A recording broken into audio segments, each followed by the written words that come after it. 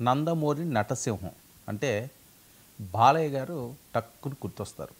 ఎందుకంటే ఎన్టీ రామారావు గారు లెగసీని ఆయన నిలబెట్టారు. అద్భుతమైన సినిమాలలో నటించారు. అగ్ర హీరోగా ఎదిగిన వ్యక్తి. కానీ బాలయ్య గారికి ముక్కు మీద కోపం ఉంటుంది. ఏ చిన్న విషయం వచ్చినా సరే చిరాకు పడిపోతుంటారు. అంటే కల్మషం లేని వ్యక్తి. ఆ పేరు మరి ఎందుకు పెట్టారో బాలకృష్ణ అని, ఆ చిన్నపిల్లల్లాగే ఆ బాలుళ్లాగే ఆయన ఇప్పటికీ ఉంటారు అని. సరే, ఒక్కొక్కరు తత్వం ఒక రకంగా ఉంటుంది. అది మనం పాజిటివ్ నెగిటివ్ అన్నది సామాన్యం మనిషి జీవితంలో. అయితే మొన్న అసెంబ్లీలో ఆయన మాట్లాడిన మాటలండి, అది ఇప్పటికీ కూడా ఫ్యాన్స్ మధ్య ఒక చిచ్చు.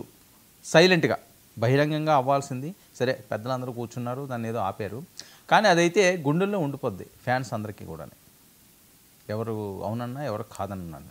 ఎందుకంటే కొన్ని సినిమాలు కూడా ఆ రికార్డులు ఇప్పటికీ కూడా వాళ్ళు మాట్లాడుకుంటుంటారు.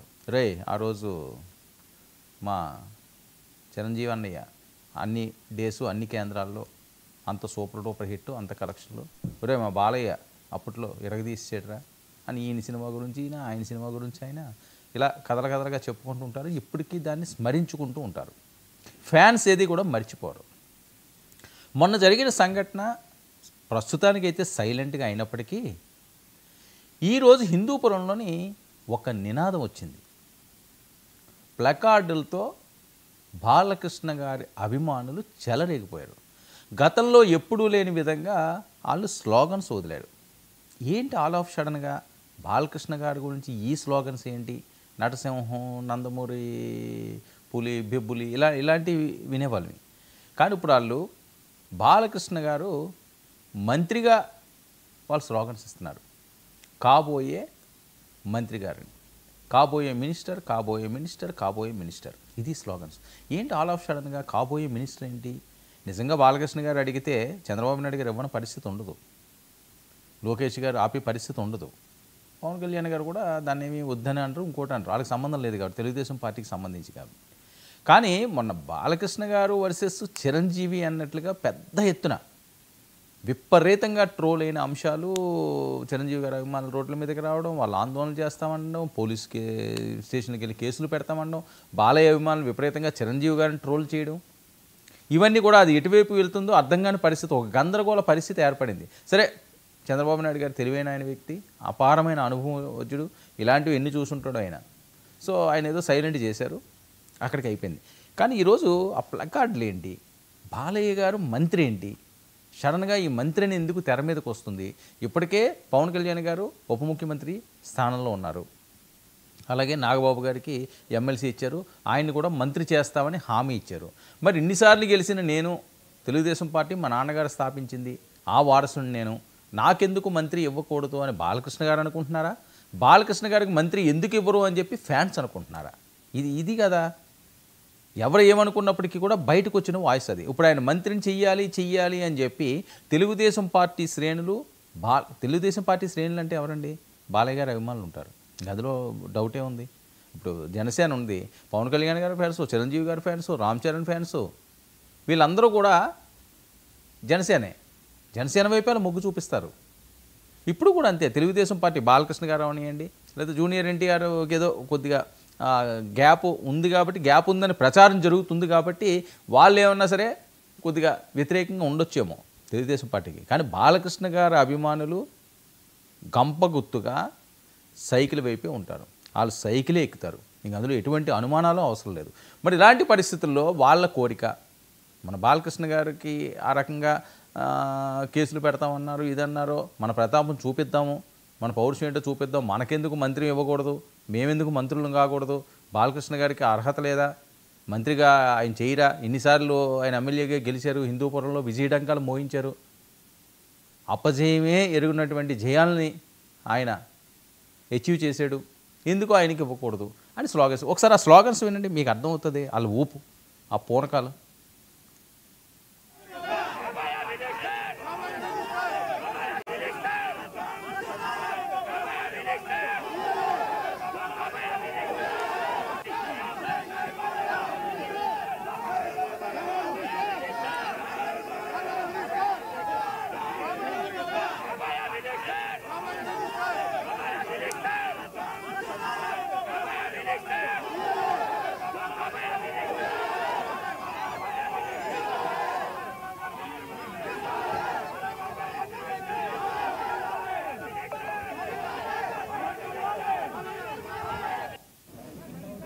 ఇది వాళ్ళు చూడండి ప్లకార్డులు పెట్టుకుని కాబోయే మంత్రి కాబోయే మంత్రి కాబోయే మంత్రి అని హిందూపురం సాక్షిగా వాళ్ళు స్లోగన్స్ ఇస్తున్నారు, వాళ్ళు హడావిడి చేస్తున్నారు. అంటే మొన్న ఏమైనా అసెంబ్లీలో ఆయన మాట్లాడిన దానికి చిరంజీవి గారు అభిమానులు అవనియండి, లేకపోతే పవన్ కళ్యాణ్ గారు అభిమానులు అవనియండి, వీళ్ళు ఏమైనా సరే ఆయన మీద ట్రోల్స్ చేయడం ఇలాంటివి జరిగింది. అలాగే బాలకృష్ణ గారు అభిమానులు కూడా వాళ్ళేమీ తక్కువేం తినలేదు, వాళ్ళు కూడా విపరీతంగా ట్రోల్ చేసిన సందర్భాలు మనం చూసాం.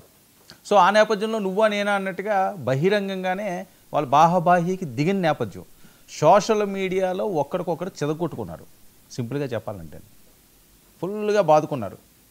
సరే ఇంకా తప్పని పరిస్థితో లేకపోతే కూటమి విచ్ఛిన్నం కాకూడదనో లేకపోతే వైసీపీకి అడ్వాంటేజ్ ఇవ్వకూడదనో ఎందుకు ఆగిందో ఎలాగాగిందో all of sudden Pawan Kalyan గారి ఇంటికి చంద్రబాబు నాయుడు గారు వెళ్ళడం, అక్కడి నుంచి ఇంకా సైలెంట్ అయిపోయింది, బయటికి అయితే రాలేదు. ఎందుకంటే పవన్ కళ్యాణ్ గారు ఎంత అగ్రెసివ్గా ఉంటారో, వాళ్ళ అన్నయ్య గారినన్నా వాళ్ళ కుటుంబ సభ్యులనన్నా నాగబాబు గారు ఏ రకంగా విరుచుకుపడతారో మనకు తెలియంది ఏం కాదు, అవన్నీ కూడా జరుగుతున్న అంశాలే.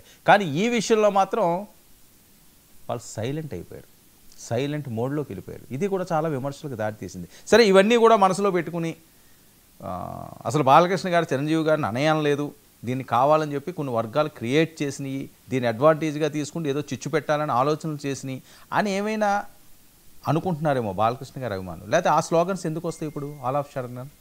ఎన్ని సంవత్సరాలు లేనిది, ఇన్నిసార్లు ఆయన గెలిచినప్పుడు లేనిది ఇప్పుడు ఆయన మినిస్టర్ రేపు కాబోయే మినిస్టర్, రేపు కాబోయే మంత్రి, రేపు కాబోయే మంత్రి అంటుంటే మరి కూటమిలో నందమూరి బాలకృష్ణ గారిని మంత్రిగా తీసుకోబోతున్నారా, క్యాబినెట్లోకి తీసుకుంటున్నారా? ఇది జరుగుతున్న చర్చ.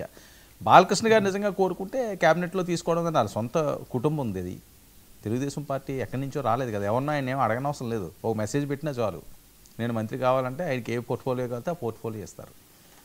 కానీ ఈ టైంలో వెళ్ళడం, ఓ పక్క పవన్ కళ్యాణ్ గారు అక్కడ ఉండడం, మళ్ళీ బాలకృష్ణ అనే ఈయన కూడా అదే మంత్రివర్గంలో ఉంటే, ఆ మంత్రివర్గంలోకి వెళితే మరి ఎలాంటి అంశాలు వస్తాయి? బాలకృష్ణ గారు అంత ఎఫర్ట్ చేయగలరా?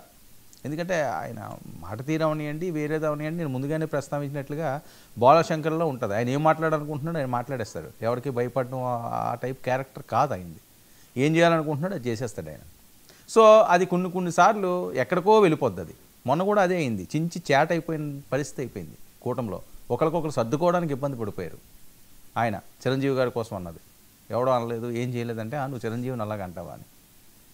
సో మరి ఇలాంటి సిచ్యువేషన్లో హిందూపురం సాక్షిగా కాబోయే మంత్రి గారు అని చెప్పి ఫ్యాన్స్ ఎందుకు ప్లకార్డులు పట్టుకున్నారు? ఎందుకు ఆ స్లోగన్స్ ఎప్పుడు ఇచ్చారు గతంలో లేనిది? మరి మంత్రివర్గంలోకి తీసుకుంటున్నారా, ఏమన్నా వాళ్ళకి హింట్ వచ్చిందా, లేకపోతే ఈయనే చెప్పారా మనం కూడా వెళ్ళాల్సిన సమయం ఆసన్నమైంది, అందరూ తీసుకుంటున్నారు మనకెందుకు ఇవ్వకూడదు? ఎందుకంటే మన కందులు దుర్గేష్ గారిని సంబంధించి అంటే ఇవన్నీ కూడా రాజకీయ పరంగా చర్చ అండి, ఎవరినో టార్గెట్ చేయాలో ఎవరినో అనాలని కాదు. కందులు దుర్గేష్ గారిని కూడా నేను దుర్గేష్కి ఫోన్ చేశాను, ఎవడాడేసినాడు అన్నాడు అని అంటున్నాడు. సరే మరి ఈయనే ఆ మంత్రిగా ఉన్నారనుకోండి, ఎవడో ఏనవసరం లేదు కదా, ఈయనే ఎవరికన్నా వేసుకోవచ్చు. మరి అలాగే ఏమన్నా ఆలోచించారేమో, కావాలనుకుంటున్నారేమో. మరి దెట్టిదాడి చేస్తుంది. చంద్రబాబు నాయుడు గారు కూడా గ్రీన్ సిగ్నల్ ఇచ్చారని, మన పవన్ కళ్యాణ్ గారు దానికి సై అంటారా, లేకపోతే ఈ టైంలో ఇలా ఇచ్చి మా అన్నయ్యకి ఇస్తానన్నారు హామీ, అది కూడా ఇవ్వండి ఈ టైంలో అంటారా? ఇవన్నీ ఎటువైపు వెళ్తున్నాయి? అసలు ఈ బాలకృష్ణ గారి ఎపిసోడ్ ఏంటి? ఇందులో చిరంజీవి గారిని లాగారు, మళ్ళీ వదిలేరు, ఇప్పుడు మళ్ళీ లాగుతున్నారా? దీనిపై జనసేన రియాక్షన్ ఎలా ఉండబోతున్నది? ఇదన్నీ కూడా పొలిటికల్ సర్కిల్స్లో చాలా ఇంట్రెస్టింగ్గా